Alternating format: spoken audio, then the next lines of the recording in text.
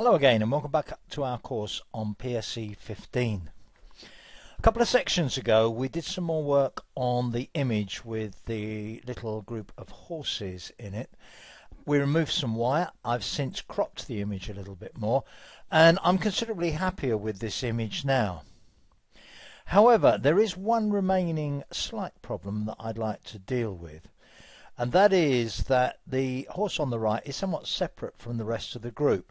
It's not too bad a problem, but it's not an unusual problem either to find that you would like to recompose an image.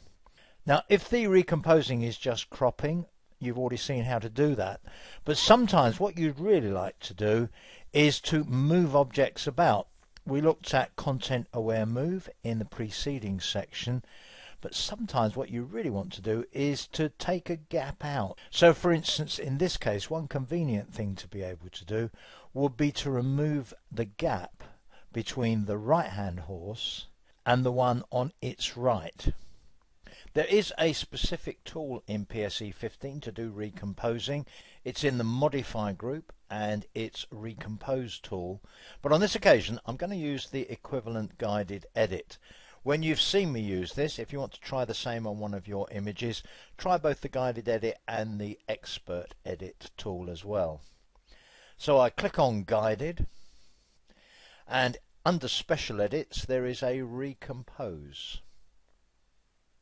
Looking at the first paragraph on the right there, the recompose tool allows you to smartly resize an image without losing the most interesting content. Now, if I were to just recompose this now by dragging the corners, look at the picture. PSE will recompose it based on its own intelligence. I may or may not like the results of what it does. It largely looks like a resizing exercise, really. But if you want to recompose it subject to your own requirements, you can mark the areas of the image that you definitely want to keep and the areas of the image that you would prefer not to with two brushes. There's a protect brush and a remove brush.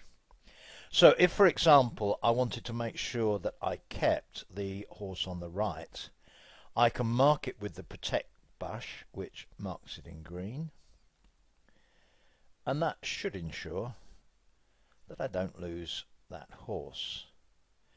You don't have to be 100% thorough with this, but if you're just not thorough enough, you may get unexpected or unwanted results. As usual, you may have to try this once or twice to find out how it's going to work. The space that I really want to lose is the space between that horse and this one with the blaze over here with the red rug on. I've somewhat gone into that space, so there is an eraser for the protect brush where I can sort of tidy up where I've been a bit careless. And in fact, what I'm going to do is to brush in that area with the remove brush. And the remove brush is red. Well, it's sort of pink really, but it's red. If I wanted to be absolutely certain not to lose the rest of the horses, I could paint over them with the protect brush as well. So there we are, that'll get the general idea. So I'm happy to lose that space between the two, if you like, groups of horses. Right at the bottom of the panel there, I have a preset for the size of the resulting image. If I want to keep the same photo ratio that I had before, I can make that selection here. Having done that, what I'm now going to do is to recompose the image. To do that, I drag it in by one of the corners or one of the side handles.